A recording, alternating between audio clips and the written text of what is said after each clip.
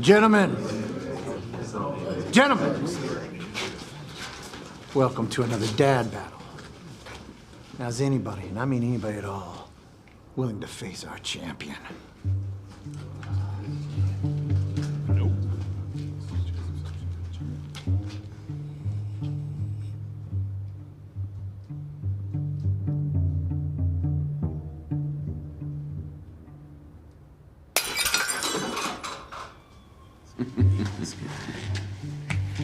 Gentlemen, my son joined the golf team at school, so I bought him an extra pair of socks in case he gets a hole-in-one.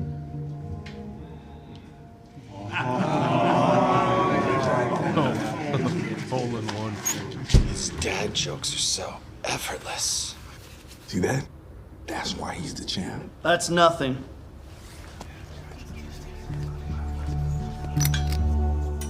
The other day, my daughter said a good Christian dad would buy her a car. So I said, well, a good Christian kid would walk, because that's what Jesus did.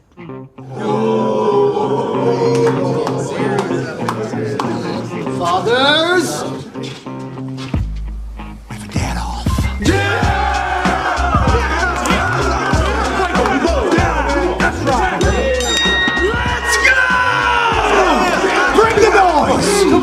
Listen up, son. Just because God picked your nose doesn't mean you should. When you start paying the bills, you can make some of the rules. Come on! Hold up! Who touched the thermostat? That lawn isn't gonna mow itself. Let me stop what I'm doing and fix your boredom. Hi, Hungry. I'm Dad. I love the smell of Home Depot in the morning. Just wait till your mother gets home. What? Pull my finger. You got this. Come on, champ. Nah. Just rub some dirt on it.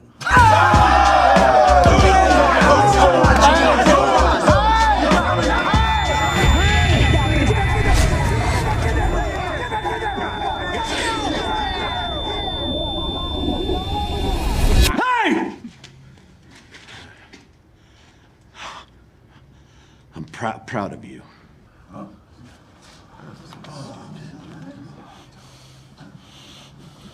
You can do hard things. I love you. No matter what.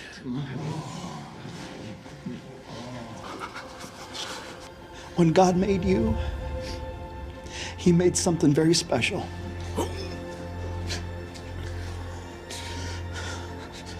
Proudest day of my life is the day you made me a father.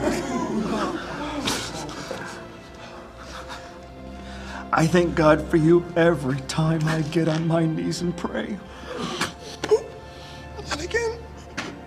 Who gives this woman? No, you look at me. You look at me. Who gives this woman to be married to this man? Her mother and I do.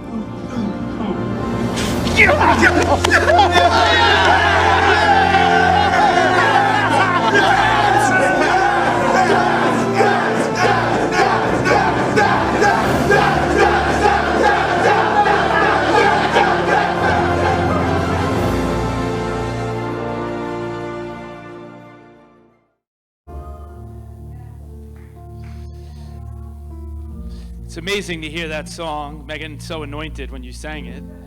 Incredible what you just unleashed in the atmosphere. And I'm thankful that here we are on a weekend. You can take a seat. On a weekend, you can just keep playing in the background for a minute. On a weekend where we're celebrating Father's Day, right? And then tomorrow we're celebrating Juneteenth. There are two holidays. I don't remember two federal holidays back to back. That never happens, right? 2 days. But to sing a song like this in church And it reminds us of why we're here and what all of this is really about. That name that trumps every name.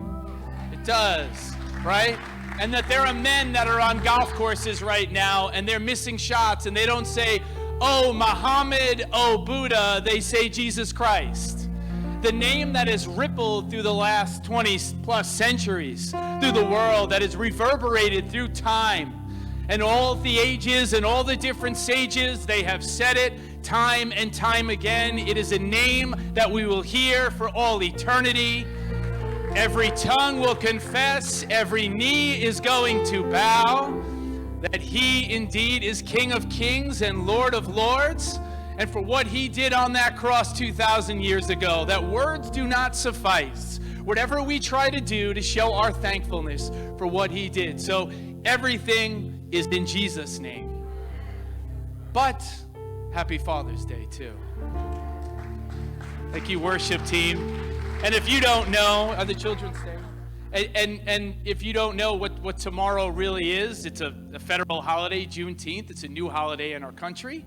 And it's where we are celebrating the announcement that was made on June 19th, 1865 by a General Granger, who was telling the slaves that were there, right? They were freed. Abraham Lincoln, the great emancipator, in January 1st, 1863, he issues the Emancipation Proclamation, freeing all slaves in areas of rebellion.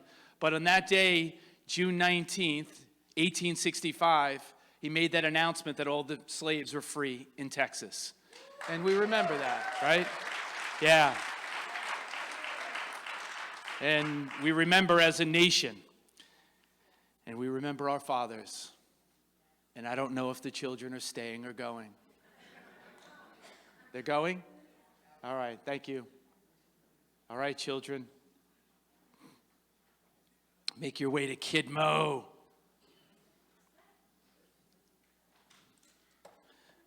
I pray for revival. That song is amazing. Wow. I get to live with her.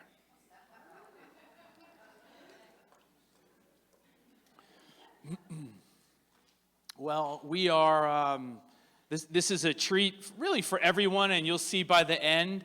But I just kind of, we're in the story of Joseph in the Old Testament, if you haven't been here. Try to catch up the speed. I tried to move away from doing a Father's Day sermon. I tried really hard all week, and then I kept drawn back to a story within Joseph's story that I felt like was really appropriate, and I just felt like the Spirit was like, no, this is what you're going to preach. I tried, right? I talked to Pastor Linda, and you don't even know this. I tried hard. I tried. Well, I'm doing a Father's Day message, so that your prayer, God heard your prayer. And I fought it. I didn't want to, but here I am doing it. But before I get into that, on Father's Day, I would ask Keith Robinson. Keith, why don't you come up here? And Keith he's going to have a few brief comments about, he was at a event in Texas. I'm going to let him tell you about that. And he has some really good news. If I could have another microphone, babe, thank you. He's going to make a couple of comments about that event and some wonderful things that he wants to share in light of men. Yeah, so, good morning, everybody. Happy Father's Day. Back in April, I went down to Gateway Church for a men's summit. I had gone a year before. It was great. This year, the theme of it was This is War. Whose church is that? Just tell me. Robert Morris's church, okay. Gateway, South Lake, right near outside of Dallas. So I get down there, 4,500 men, 400 churches, 43 different states represented. Wow. I mean, the power that was there, seeing the people that were there, people that you would think were from the street in gangs to people that were millionaires, all together, just worshiping Jesus. So it's pushed me a burden on my heart that as men, we need to step up and be what we're called to be. And in doing this, I was looking around and I found that, we hear about all these crises right now going on in America, around the world. And we actually have a crisis in America, and it's a lack of fathers. And these numbers that I found U.S. Census Bureau, 18.5 million children growing up without fathers. We need to stop that. We hold the title of the world's leader for fatherlessness, and we shouldn't. As a Christian nation, we should not allow this to happen. 85% of children and teens with behavioral disorders come from fatherless homes. 70% of adolescent patients in drug and alcohol treatment come from homes without fathers. And the research shows that children without fathers 9 times more likely to drop out of school and represent 90% of all the homeless. We don't want to hold that title. I don't think we should hold that title, especially with all the Christian men we have and all the guys that we can stand up in our community. So I'm hoping that this burden transfers over to, we're talking about the Spirit moving here, and the name of Jesus above all names, that us as Christian men, we start to stand up more, be the spiritual leaders that we're called to be, hold a position of strength, strengthen our character, the courage to stand up for what is right, take the mantle or the call of God and use it for the purpose He's called us to use it for.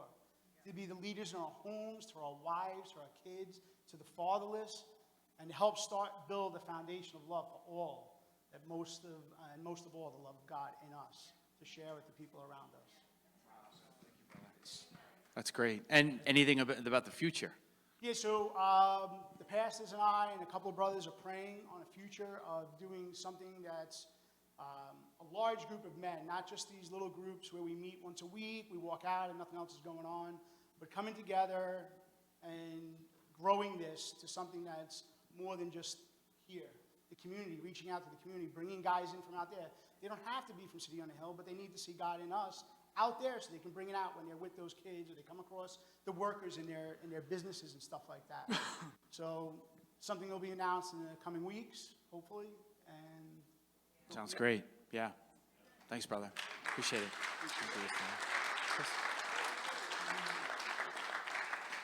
You know, on fatherhood, we all know the name Billy Graham, right?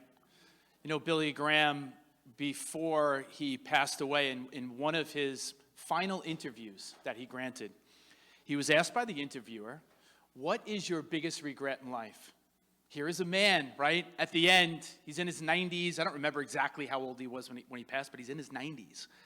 And you would think, right, he has counseled kings and presidents, and he has been everywhere. He's written books, and he is the preeminent speaker and evangelist of the 20th century. You would think maybe he's going to say something relating to ministry.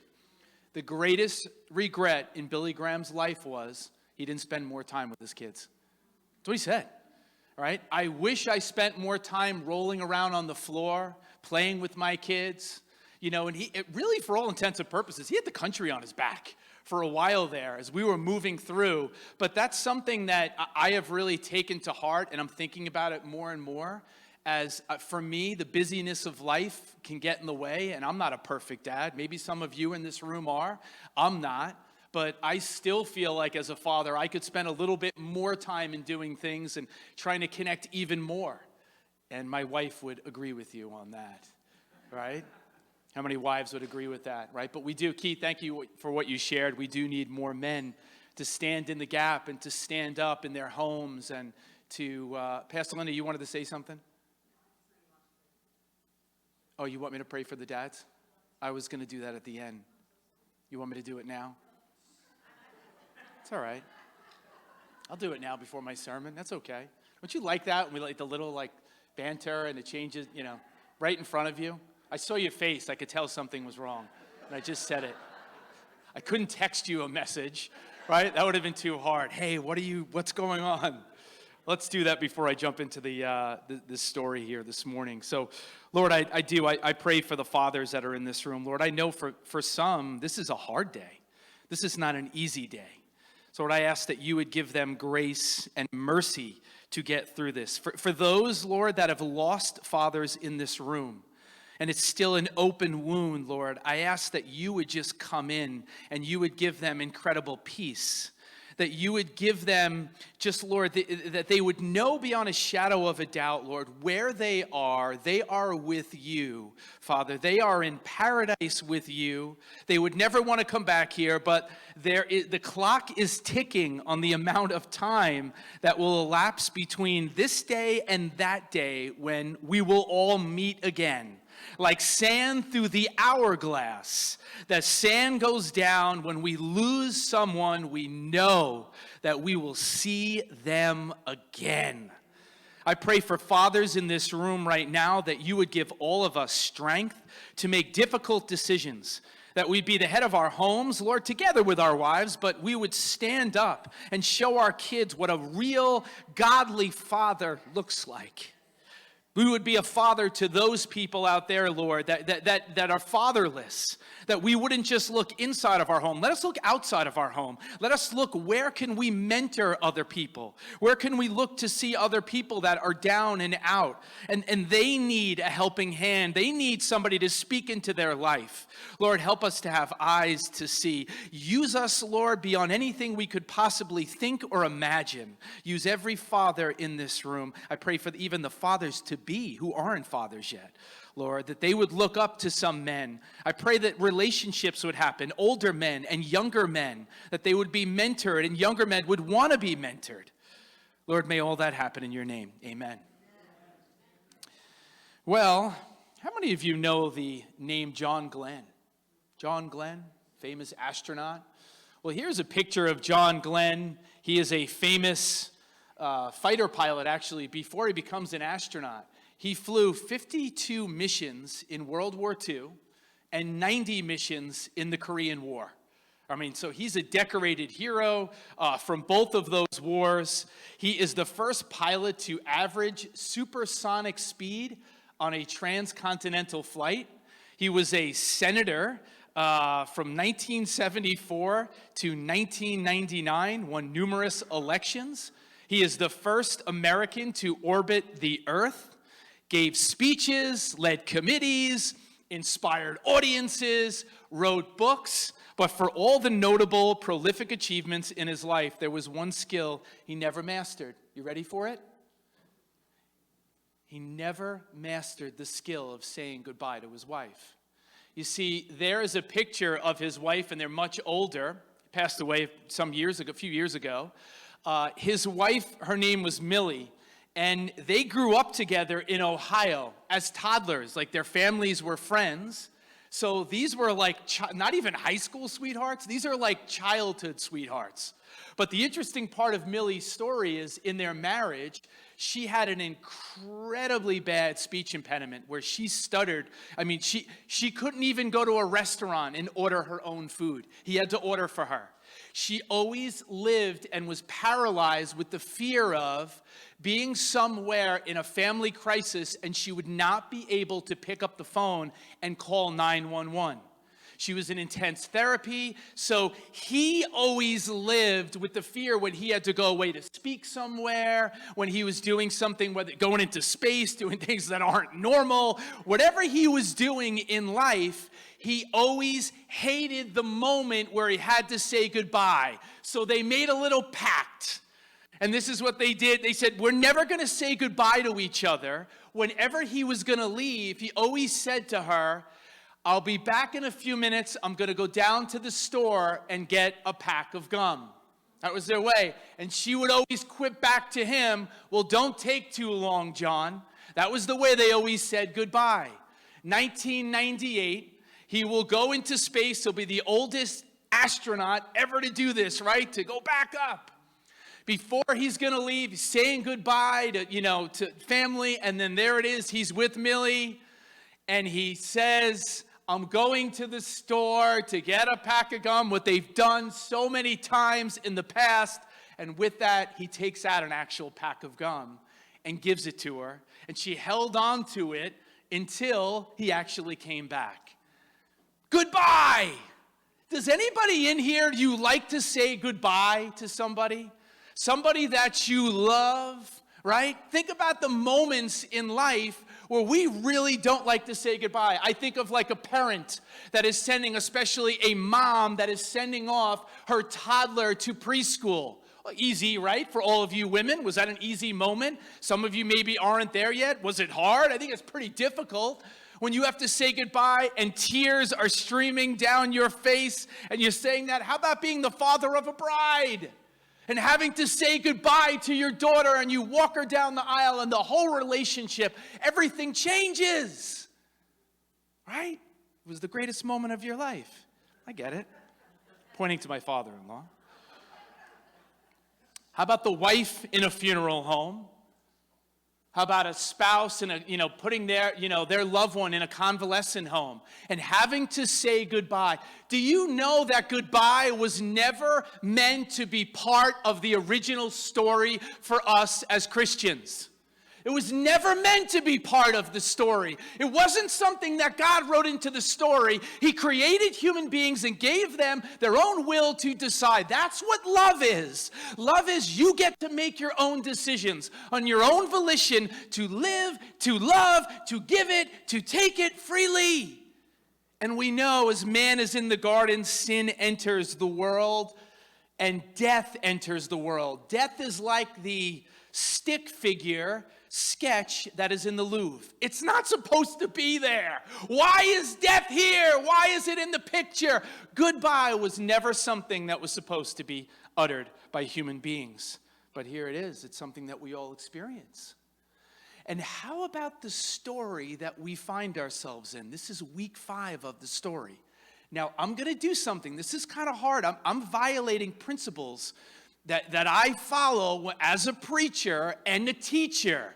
So you're going to see this as we move along, but I want to take you first to where we were before I can take you to where we want to plant in the story of Joseph. And we left off earlier in the story. We're in the book of Genesis, and I just want to remind you, this is Genesis 37, 34, and 35. We have talked up to this point about Joseph, who is, right, really the favorite son of Jacob.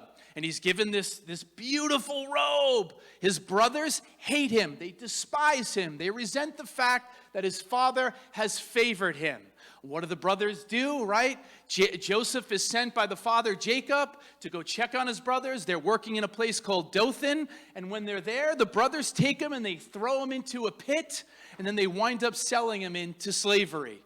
This is the father's reaction, Jacob's reaction to this. And I have to just start here again and remind us.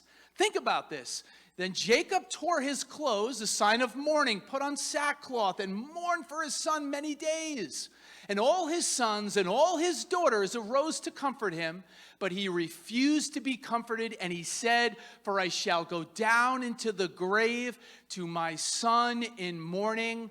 Thus his father wept for him. His father wept for him. Here we are in the story. That was the beginning. Here is a father, the beloved son. He wants to see him again. It's been a while. Joseph sold into Egyptian slavery. We left off last week. He's in a prison. He's languishing in a prison. And he's there. And here is the father that is in Goshen. He's in Canaan. And then you have the son over here who is in Egypt. The father doesn't know that the son is actually alive. They're separated by hundreds of miles. And they don't know. Joseph doesn't know how his father is faring back home. As far as Jacob knows, his son is dead and he's never going to see him again. And they live under the shadow of goodbye. Jacob never got to say goodbye. Joseph never got to say goodbye to his father. But here they are. And now Joseph, being in the prison that we talked about last week, do you remember? There were 2 dreams that were there, 2 guys, and they had these dreams. You had the cupbearer, and then you had the baker. And we ended with Joseph telling the dream, telling the interpretation of these dreams to the guys. They're there and they're despondent and they're dejected. And then Joseph's like, "What's up with you guys? You seem worse than you usually are." Joseph is in the prison with them, but notices this. Then they say their dreams to him, and he tells the cupbearer first, you're going to be restored within 3 days, right? And then he told the second guy, what does he tell the baker? The baker was excited because he heard the great, interpretation of the cupbearer's dream. And Joseph tells him, sorry, dude, you're going to get impaled and you're going to get decapitated, and they're going to eat your liver with some fava beans and a nice Chianti. You're going to die. You're not going to live. So he tells him that, and here he is. But the next part of the story is, that's not the end. The cupbearer forgets Joseph in prison. Joseph tells him before he gets out, hey, don't forget about me. I'm the guy that I shouldn't even be here. I'm in prison unjustly. Please don't forget about me when you get out there. Remember me, that I helped you in here. And what happens? He doesn't remember him. And then in chapter 41, though, look at this. Look how it starts out. So we're going to move kind of quickly. Chapter 41, verse 1, 2 full years had passed. He's stuck in prison for 24 months, eating prison food, waiting and hoping and dreaming that he's going to get out of the prison, but he's not going to get out. 2 years! 2 years! He's sitting there hoping. Any day, maybe this is the day, and it's not the day, and the days just keep passing on and passing on. But the Pharaoh, you're going to see Pharaoh has a dream. And in the dream, to make this really simple, there's a lot of details in the story. He has a dream, and in the dream, there are 7 fat cows, and then there are 7 emaciated cows. Pharaoh doesn't know what the dream is, and the 7 fat cows, really robust and healthy cows, they're just kind of grazing, and they're eating. And then the fat cows are going to eat the emaciated cows. And the Pharaoh is very upset with this whole dream. He wakes up from this dream. He gets all of his magicians. He gets anybody that is there in the palace that maybe can interpret these dreams. And all those guys, none of them can do it. They don't know what this dream means. And then in the story, it gets super interesting. As you jump down in that chapter in 41, then the chief butler spoke to Pharaoh, because nobody else in the court knows, right? And dreams were very important in the ancient Egyptian world, very important. Then the chief butler spoke to Pharaoh saying, I remember my faults this day. Yeah, dude, took you 2 years.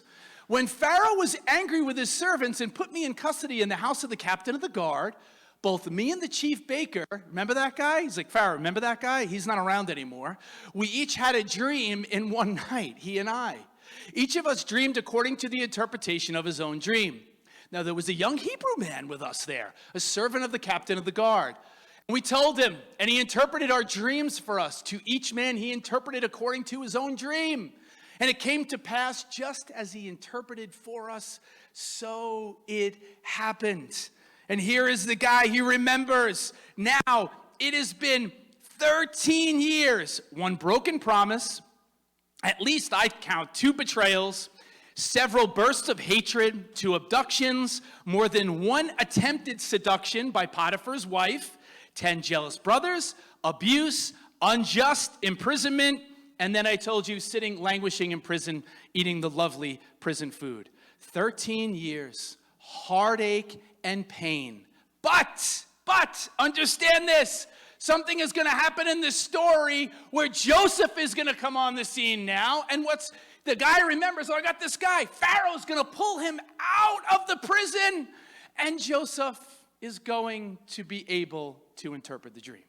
Nobody else can. I know you're a little bored right now, but I have to give everybody the context so you know as I move forward following the story, so you're not lost. And you look at this, and Joseph is the one that is able to interpret the dream. Do you realize at this point, that if all these things didn't happen to Joseph, he is never going to ascend and get even before Pharaoh? He's going to be the one that's going to interpret these dreams that Pharaoh is having. But if it's not for the imprisonment, if it's not for the seduction, if it's not for all these events, he's thrown into a pit. He never makes it to this point. God is using every single event leading up to this point Because he knows, Joseph, I need to fine-tune you. I need to work on you. I have a plan. It's not going to happen in your own time. You have to trust that it's going to happen in my time, and my time is always right. What if he was not put in prison? What if he was not thrown into the pit earlier in the story? He never makes it here. It reminds me of another story, of a young man from an impoverished background. He dreamed of a better life for himself and his family, had a really tough existence growing up, lost his mom at a young age. Dad actually left for over a year to go find another wife. Left. Here is this young man, this young boy, having to fend for himself and try to figure things out. He decided one day that he was going to try to launch a grocery startup. He says, I'm going to save up. I'm going to try to open up this grocery store, get into the business world. He starts out. He's got a partner. His partner is a raging alcoholic. That doesn't really work out too well. He winds up going in the hole so bad, he referred to his financial obligations as the national debt. Okay? He refers to them as such. He gave up ever being a successful businessman. It takes him a decade to pay off all of the debt that he accrued when he started this store. The person I'm talking about is none other than Abraham Lincoln, who would go on to become the President of the United States in 1860. And I sit here today and I'm thankful the great emancipator who signed the document on January 1st, 1863, freeing the slaves in areas of rebellion at the beginning of the Civil War. The war is not about eradicating slavery. It's about keeping the Union together. But God used a man, and very difficult. It's a complicated history in looking at his faith. But I think of a man in his second inaugural address, the greatest speech given in the 19th century, when he addresses the American people as we're moving toward the end of the Civil War. And he gets up and he talks as all biblical allusions in his address. And he talks about the fact that God has been working in mysterious ways in the Civil War. And I'm thankful as an American today, what if that grocery store actually did well and took off? We would probably never know his name. You would never know who he was. And what would have happened in the Civil War? What would have happened with slavery? God knew what he was doing, and God knows what he's doing in your life. He knows. He knows. And he certainly knows what's happening in the life of Joseph. And then look at this. Look at this. You move on from there in 41. I'm sorry, I have a lot of Bible. I'm giving you a lot of Bible today. I'm stuffing you. Right? This is my gift to you. Bible, just stuffing you with as much as I can. I'm full. No, you got room for more. Got some dessert. You ready for this? Okay. So all countries came to Joseph in Egypt. No. Pharaoh takes him. He interprets the dream. And then, hey, here you are. You're going to be second in charge of the whole empire, the greatest empire that's on the planet at that time. All countries are going to come to Joseph in Egypt to buy grain. Because remember, he said in the dream, look, this is what's going to happen. There are going to be 7 years where everything's going to be really good, but that's going to be followed by 7 years of famine. And Pharaoh said, do whatever Joseph tells you to do. Joseph is filling the silos during those 7 years. He's just taking grain and storing it and storing it and storing it because he knows what's on the horizon. He knows what's coming. We should be thinking about that as Christians today. When Jacob saw that there was grain in Egypt, now move to the next chapter. So this happens. Joseph has been planning. He has been preparing for this. Now there is a famine after the 7 years. Nobody has food. Jacob and his family, they are 700 miles away over there in Canaan. So it's affected. This is a global phenomenon. And when Jacob saw that there was grain in Egypt, he heard about it. Everybody heard about it. Nobody had anything, not much. Jacob said to his sons, Why do you look at one another? Your dad, like, like picture like a father, like in Hebrew, what this really means. Like, what are you guys doing? Get off your butts and go do something instead of sitting here and just talking about how bad it is and you have no food. Yo, Judah, get up and get the boys and go do something. Go find some food. He's angry when he's saying this to them. He's an older man now. And he said, indeed, I have heard that there is grain in Egypt. Go down to that place and buy for us there that we may live and not die. Do you find it interesting too? I was pondering this during the week. If Joseph also was not, where did Joseph learn these management skills? He's 30 years old. He's 30 years old, and now he's figured out how to take care of really the world. He's feeding the world, really the Egyptian people first. But how does he figure this out? God is so amazing that he put him in Potiphar's house, and the Bible tells us that he was running everything in Potiphar's house. He was learning management skills while he was there. He was like, you talk about teaching leadership courses, like a John Maxwell or somebody, I don't know, a Stephen Covey. He is there, and he's doing all this stuff, and then from there, right, he is in the prison, and we looked, and the Bible tells us that when he was in the prison, he was put in charge of everything because of how good he was. God was using, you see, if we're not faithful in the smaller things, how is God supposed to give us the greater things? If we're not faithful in the little tasks, how is God supposed to give us the bigger tasks? I just want the promotion. I don't want to be in this job. I shouldn't be here. Are you faithful in that job? I don't want to be in this situation. I don't want to be here. Be faithful in lesser things, and God will move you to greater things in your life. You believe that? Nobody does. I do. It's okay. And here he is. You look at a situation that is tough. Tough for everybody that's involved. And then here the brothers are. Dad is going to send them out, and they're going to make their way to Egypt. And you see in 42, 6-8, now Joseph was governor over the land, and it was he who sold to all people of the land. And Joseph's brothers came and bowed down before him with their faces to the earth. Remember the dream. I'm not touching this week. I'm probably going to do the end of Joseph's story in 2 weeks. 2 weeks. Because there's just so much here. I'm not rushing through this. It's too good. Right? No wonder Hollywood has taken this Broadway shows and movies. It's really one of the greatest stories that have ever been, real stories that have ever transpired. This is not fiction. This is nonfiction. This really happened. And Moses is retelling this in the Torah. And then his brothers came with their faces here, and Joseph saw his brothers and recognized them, but he acted as a stranger to them and spoke roughly to them. Then he said to them, "Where do you come from?" And they said, "From the land of Canaan to buy food." So Joseph recognized his brothers, but they did not recognize him. You know what's kind of funny about this too? When it says that Joseph addressed them, he didn't speak Hebrew to them. He's not speaking Hebrew to them.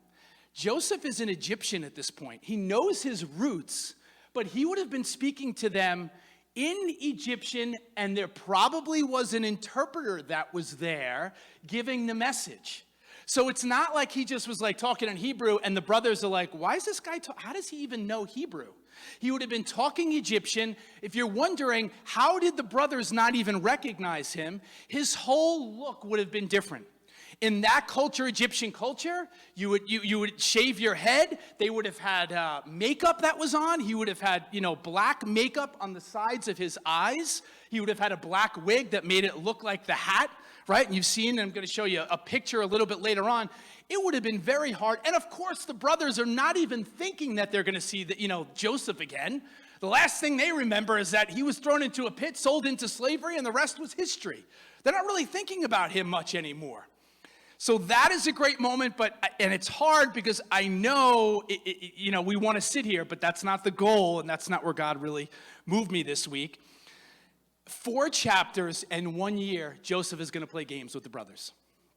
We're going to get into this next, moving forward. 4 chapters, 1 year, this is going to go on. He's going to send them home, come back. Wait, your younger brother Benjamin was left home. Remember, he's the other son of Rachel, the wife that Jacob loved. He's home. And then Joseph's like, well, go home and get your younger brother Benjamin and then bring him back. And they come back. And it's this whole game. And he puts him in prison for a couple of days. So he's going back and forth. And this is Joseph really wrestling with, do I want to take vengeance on my brothers? But I love my brothers. And it's going back and forth for an entire year. And you can easily miss that when you're reading the story. But now it gets crazy. Let's move forward from that. Right now, again, I'm violating all my principles of preaching. And I please understand that when I'm doing this. I normally would not preach a message like this. And I normally wouldn't put as much information as I am in here. And I hope I'm not losing any of you. Now go to 45, chapter 45. Look what happens here. He is going to, at the end of the year in the 4 chapters, this is when he reveals his identity to them. Right? He's going to finally tell them. Now, his father is not here yet. His father is still home. He's an old man. Then Joseph could not restrain himself before all those who stood by him, and he cried out, make everyone go out from me. So no one stood with him while Joseph made himself known to his brothers, and he wept aloud, and the Egyptians and the house of Pharaoh heard it. Can you imagine this cathartic screaming that is coming out, the healing that will start to take place? The healing is not finished when we see this, but he reveals who he is to his brothers here in this moment. And it's going to start. This is 22 years of tears and trickery. They're coming to an end. Anger and love had been dueling it out, and it looks like love is ultimately going to win. And then the brothers, right, their reaction. In verses 3 and 4, I imagine 11 throats like just kind of gulp, like can't believe what is actually happening in front of them. Then Joseph said to his brothers, I am Joseph. Does my father still live? Don't you love that? Look at the first question that he asks. He reveals himself. What he wants to know first is, does my father live? The same father that he hasn't seen in over 2 decades. Does my dad live? And Joseph said to his brothers, please come near to me. So they came near. Then he said, I am Joseph, your brother, whom you sold into Egypt. Wow. Wow. Right? I mean, it does you don't even this is the kind of story too. You can just kind of preach and talk through it. It doesn't really take much. You don't need to be a great preacher to just read the story. How amazing is this? This is really happening all these years. How could it be? Joseph has rose to power in Egypt. He has saved the world. His brothers who threw him into the pit, they're now in front of him, and they're going to bow down. The dream has all come true. It's all here. It's all come to fruition. God's plan is strong. It's just crazy. It's amazing, right? It's amazing. Didn't they use that word in the title for something? Joseph, the amazing. I know, so I'm kidding. It's really an amazing story. Now, if you made it through this point of the sermon and you're like, your sermons aren't usually this boring, that's okay. That's all right. It may be. I'm a little more boring than I usually would be. I'm not entertaining you as much. I'm just kind of walking through the story. I'm getting to the really good stuff. Now, let's go to verse 9. Look what it says in the Message Bible. Hurry back to my father. Again, all he cares about is his dad. He wants to see dad. I want to see my father. Tell me how my father is. How is Jacob? I'll deal with you guys. I want to see dad. Tell him your son Joseph says, I'm master of all Egypt. Come as fast as you can and join me here. I'll give you a place to live in Goshen where you'll be close to me. You, your children, your grandchildren, your flocks, your herds, and anything else you can think of. And I love how the Bible paints the picture. You get like an aerial view, and you see that there are 70 people that are leaving the known for the unknown. Here is the father that has lost his beloved son, and all he had was this blood-soaked robe that the brothers brought back, and they tricked the father, right? And they said, oh, Joseph, and they wouldn't believe what happened, and this, terrible, and we couldn't save him. And that's all he has left from his son that he loves. And here is this old man. You want to know how old he is? He is 130 years old. 130, has to travel about 700 miles. You want to talk about the love of a father? I see him with a cane. I see this old man, right, with his gray hair, and he has a limp because he wrestled with God. His gait isn't really good. He can't move the way he used to move as a young man, but I see him kind of like Grandpa Joseph in Charlie and the Chocolate Factory. When Charlie wins the golden ticket, right, and he comes in the house and, Grandpa, I won, Grandma, and there's like 10 people in the same bed, which is just kind of weird, right? If you remember the movie, isn't that like just like weird when you watch it?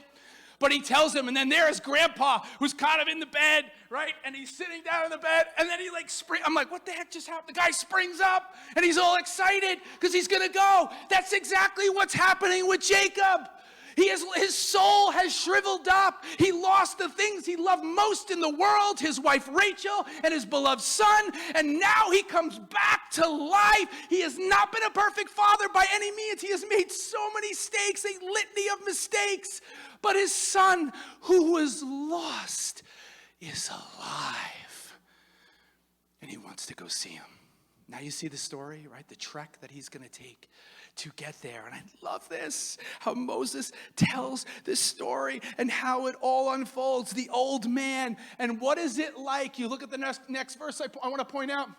So Joseph sent his brothers off. As he left, he called after them. I need to tell you this too, because this is the funniest verse, I think, in the entire chapter. Look at this in the story. Don't quarrel about all this along the way. Hey guys, it may be over 20 years, and I haven't seen you for a long time, but I know you're all going to fight because you're all going to be talking about, hey, Jude, it was your idea. You did this. You got us into this mess. Now look what happened, because they don't know at the end of the day, are they really going to live? Is Joseph really going to live with all the power that he now wields? And you know that with siblings. Come on, siblings. And you fight. My brother tortured us.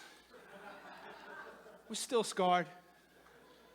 Your mother's not here right now. I'm looking at Lindsay and Luke, my niece and nephew. We were tortured by John. Tortured. The teasing. I can't imagine what it would have been, right? And in every family, there's always one, right? Jameson was torturing his brother before we left the house. Torturing!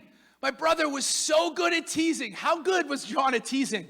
Could never play a video game, right? Couldn't play video games. Couldn't do anything. I still need therapy. I'm still in need of therapy at almost 50 years old from the torture that I endured from that guy. He's not here. I'm going to tell him later on. Tell him again. But here is the old man now. He's going to pack everything up, right? They're going to start to head on their way, and they leave Egypt, and they return to their father Jacob in the land of Canaan. Joseph is still alive, they told him. And how funny, do you think, I see Leah, the wife, in this picture here when the boys come back? Now, they're not just, the text tells us that Joseph gave them food, he gives them grain, he gave them new clothes, he gave them I'm talking, these were like nice threads, right? When they came before Joseph, they are gaunt and emaciated, they're donkeys, and he's like, oh, he gives them pimped out chariots probably. They have Gucci and Versace suits as they show up over the horizon, and Leah, the wife, Jacob's wife, is kind of looking and sees them, and they have all this food because Jacob didn't believe it at first. But then they come on the scene, and she's like, you better not lie to your dad. He could have a massive coronary. You better be telling the truth. And they're like, no, Joseph's alive. He's really alive. He wants to see dad.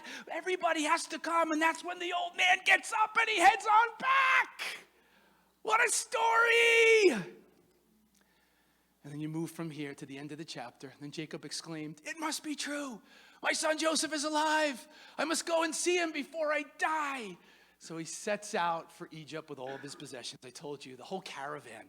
Everybody is there, the whole family. They're all there. And what was it like? Hey, think about this, because I like to use my imagination when I read the Bible. What was it like for this whole crew? They must have looked like hillbillies, walking into like Times Square.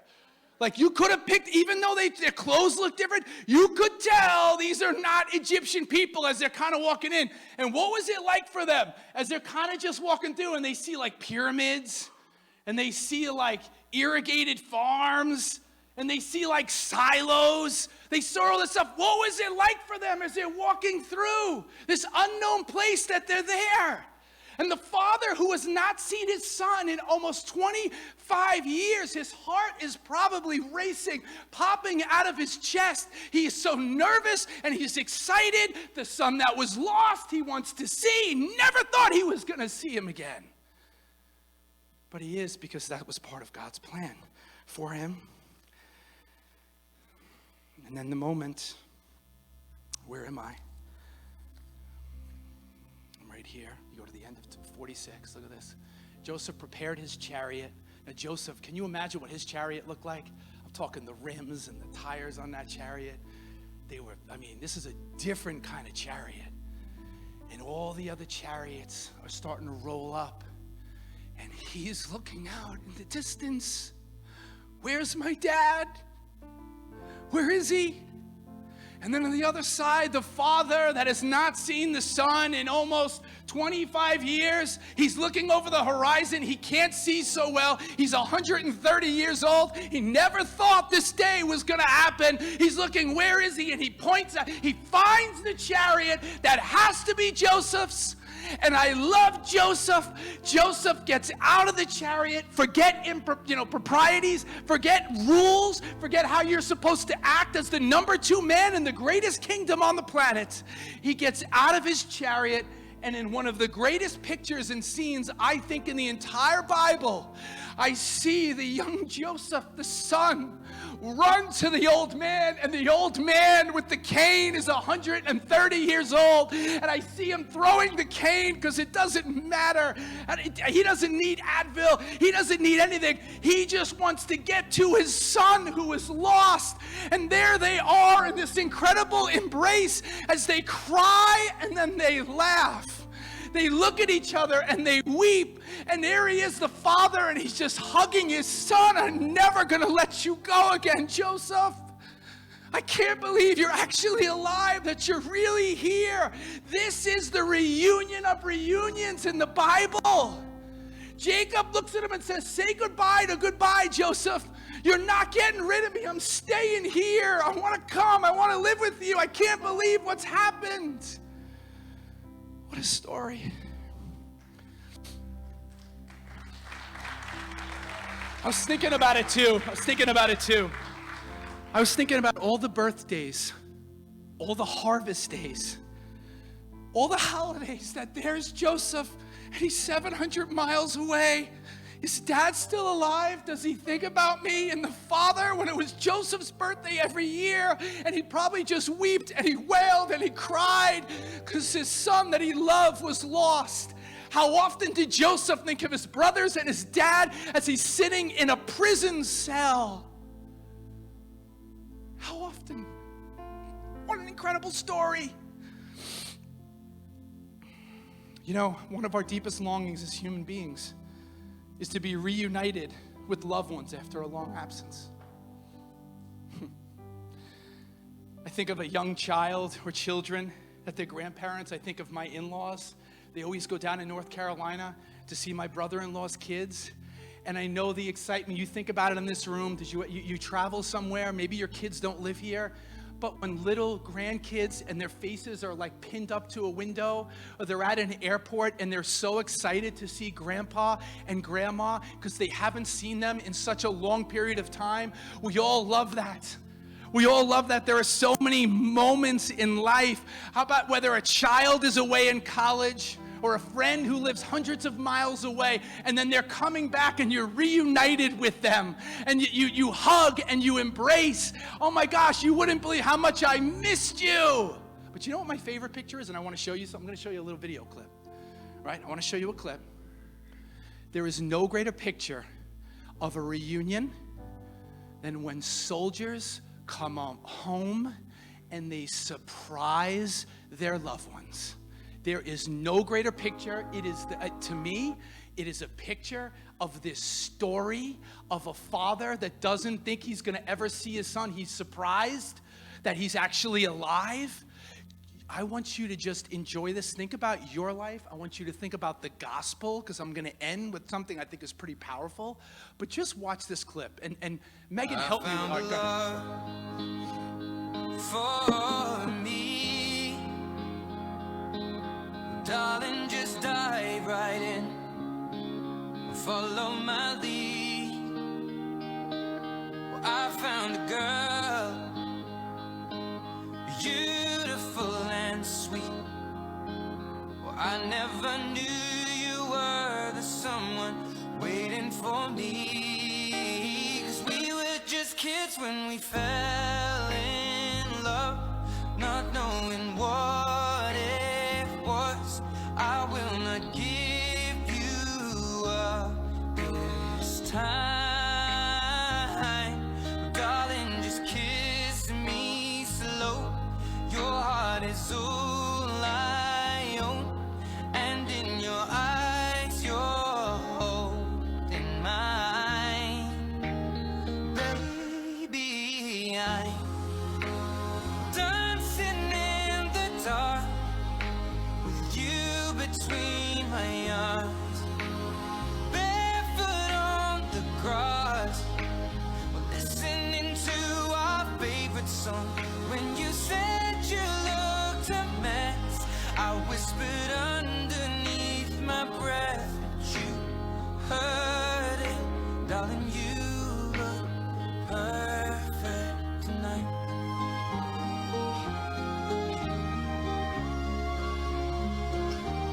Well, I found a woman stronger than anyone I know. She shares my dreams. I hope that someday I'll share her home. I found a love to carry more than just my secrets, to carry love, to carry children of our own. We are still kids, but we're so in love, fighting against all odds. I know we'll be alright this time. Darling, just hold my hand, be my girl, I'll be your man. I see my future in your eyes. Baby, I'm dancing in the dark with you between my arms, barefoot on the grass, listening to our favorite song. When I saw you in that dress, looking so beautiful, I don't deserve this. Darling, you look perfect tonight.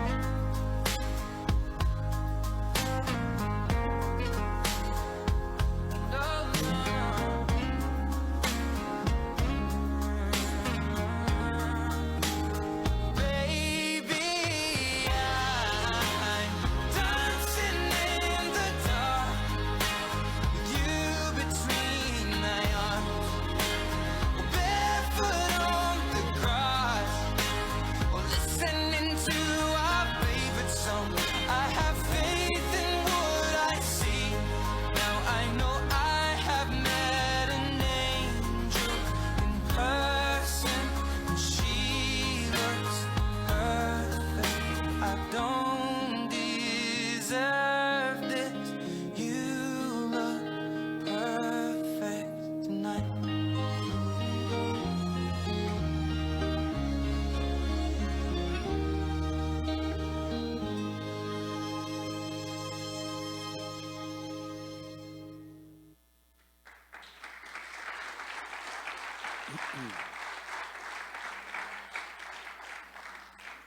The last one wrecks me when the guy sits down like that.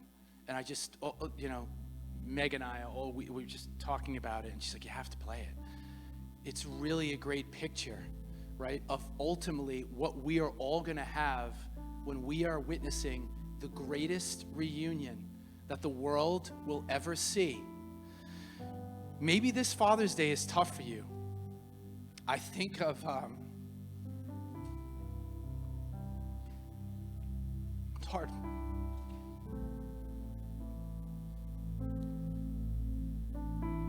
I have my parents, I have my siblings.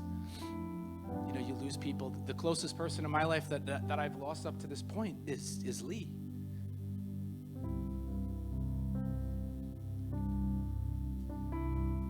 I said it to Megan last night. I'm like, Megan, I was thinking all about it all week. And all I did was think about him all week. Like this, too. Part of this was like, I just couldn't get him off my mind. I couldn't, and obviously he's your biological dad, and of course, but I was thinking about that and the great reunion that ultimately, I know it's hard for other people. I don't want to just single them out, but it's hard for me when I'm thinking about that on Father's Day and that he's still not in the room. It's still hard. There's still a huge void in the church. There's still a huge void in our lives as somebody for who he was in the church here. But I'm so thankful that, as I said earlier, every farewell that we sit at a casket, and I know this is weird on Father's Day, but this is where God took me. Every single farewell is on the clock. And I had a picture too this week. I have an hourglass in my room, and I couldn't get this out of my mind too. And I almost think when somebody passes, I want to give them like a small hourglass and let the sand go through, and that represents every single second is one less second that you're going to be separated from that loved one. Stephen Curtis Chapman, in May 2008, they lost their daughter. She was killed in an automobile accident. Horrific how the events transpired. If you don't know that name, he is an internationally known speaker and songwriter. Myriads of people in 1980s, 90s. I mean, his music has really captured the hearts of many. And there was one conversation as he was deluged with people contacting him and sharing their condolences and their wishes and, hey, look, we're with you. We want to carry this with you. It was a pastor by the name of Greg Laurie. I don't know how many of you know that name. He also lost his son in an automobile accident.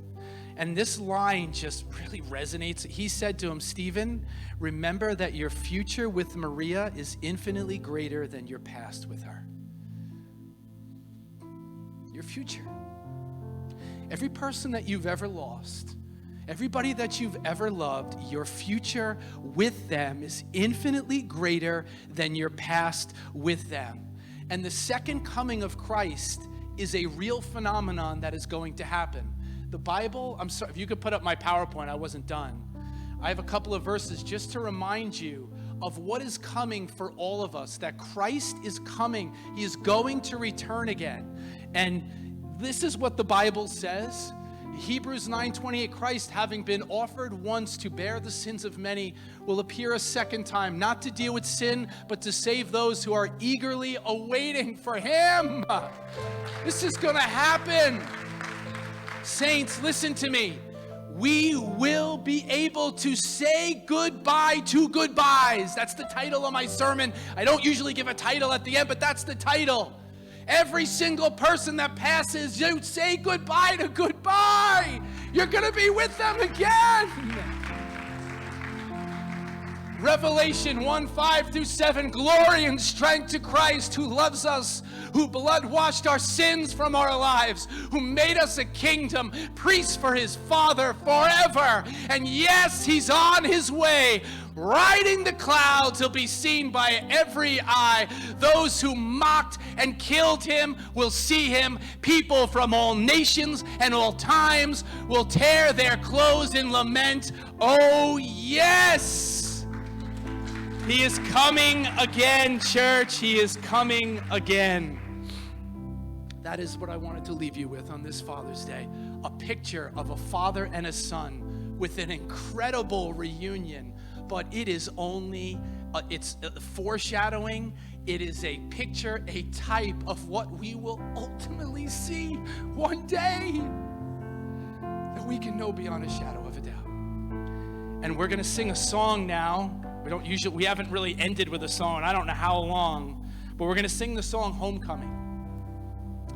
And we think, obviously, given the sermon today and the story of Joseph with his father, can I tell you, I've never preached a story about Joseph reuniting with his father, and I'm looking all over the place. You see sermons about the brothers, but I feel like this is a piece sometimes that gets left out. The father and the son after almost 2 decades. It's just ministered to me. as a father in a tremendous way, and I hope for you as a father, but even bigger for you as a Christian, to tell you what your future is all about, and that goodbye, wherever you are, whatever has happened, whatever has transpired, it's not really goodbye. Megan, take it away.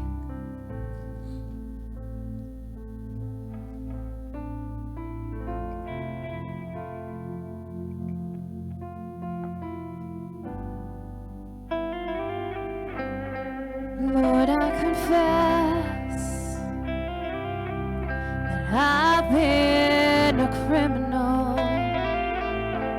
I've stolen your breath and sang my own song.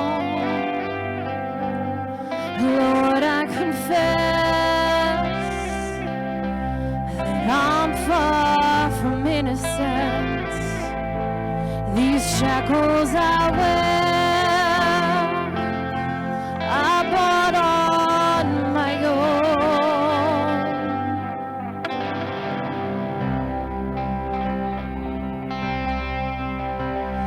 Scarlet sins had a crimson cost. You nailed my death to that old rugged cross. An empty slate at an empty grave. Thank God that stone was rolled away.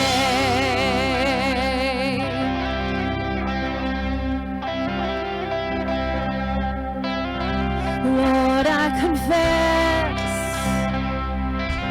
that I've been the prodigal, made for your house, but I walked my own road. Then Jesus came, he tore down my prison walls, and death came to life when he called me by name. Scarlet sins had a crimson cost. You nailed my death to that old rugged cross. An empty slate at an empty grave. Thank God that stone was rolled. Scarlet sins had a crimson cost. You nailed my death to that old rugged cross. An empty slate at an empty grave. Thank God that stone was rolled away. Yes, Lord, we look forward to those reunions, to those we've lost, and to finally seeing you face to face. Oh, we await the day, Lord. And I see bright crimson robes draped over the ashes, a wide open tomb where there should be a casket. The children are singing and dancing and laughing. The Father is welcoming. This is our homecoming. Roses in bloom pushed up from the embers. Rivers of tears flow from good times remembered. And families are singing and dancing and laughing.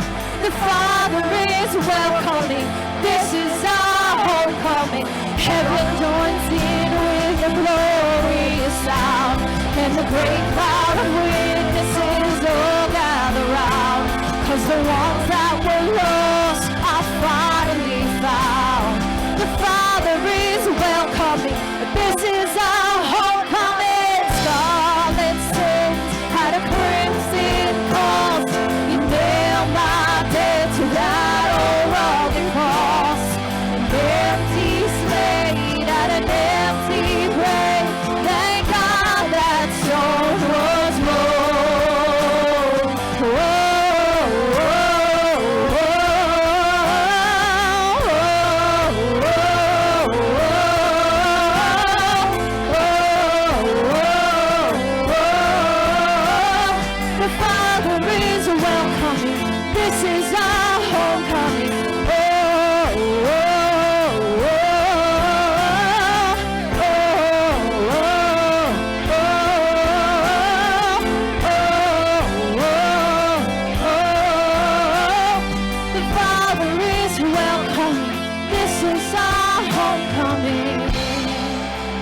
that bridge again. Oh, we can see it now, Lord.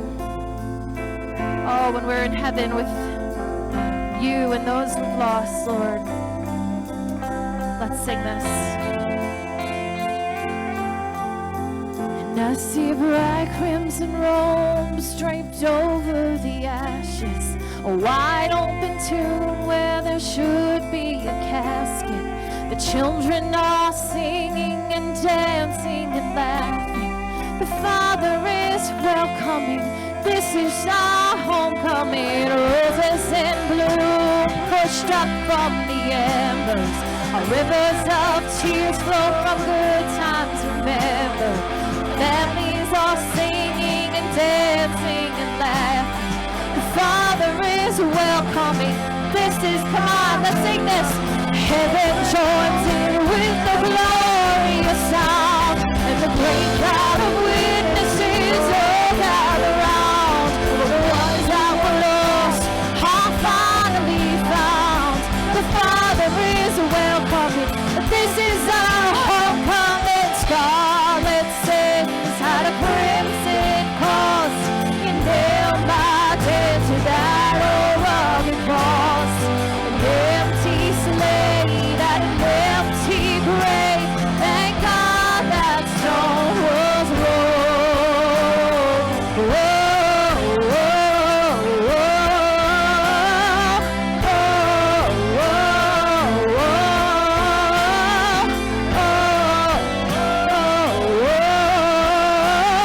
The Father is welcoming.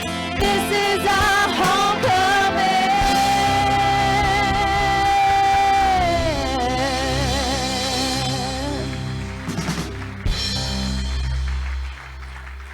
We want to wish everybody a happy Father's Day. We have gifts for all the fathers on your way out. Enjoy each other's company. Tell each other how much you love each, right? Your father, just each other, not just your fathers. Make this a great day, all right? And we'll see you. And don't forget, right? We're going to goodbye to goodbyes. All right, church.